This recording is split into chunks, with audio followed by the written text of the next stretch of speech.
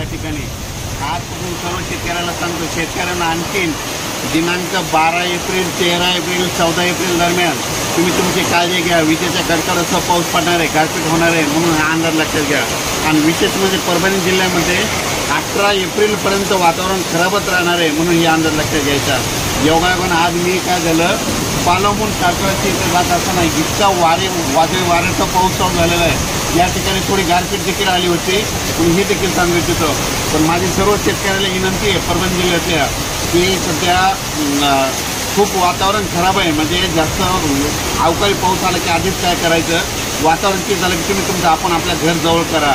आणि विशेष म्हणजे सांगायचं झालं तर या म्हणजे आता हे जवळपास 12 एप्रिल ते 18 एप्रिल दरम्यान वारं जास्त राहणार आहे, त्याच्यामध्ये पाऊस पण जास्त राहणार आहे आणि विजेचं प्रमाण राहणार आहे.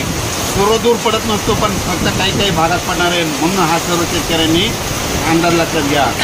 या ठिकाणी आता या तारखेच्या ठिकाणी लाईव्ह या ठिकाणी आता मी पावसातच भिजलो. मी प्रचाराला फिरत असताना म्हणजे तारखेच्या ह्या पूर्ण या एरियात फिरत असताना या ठिकाणी खूप पाऊस चालू झाला. आणि विशेष म्हणजे या ठिकाणी पत्र देखील उडत असल्यामुळे आम्ही या तारखेच्या ठिकाणी रोडवर गाडी उभा केलेली आहे. अचानक वातावरणात झालं तर परत एक निषेध दिलं जाईल. पण सर्व शेतकऱ्याला माझी विनंती की 18 एप्रिलपर्यंत तुम्ही तुमची हळद, कांदा सर्व काही झाकून ठेवण्याची तयारी ठेवावी. धन्यवाद.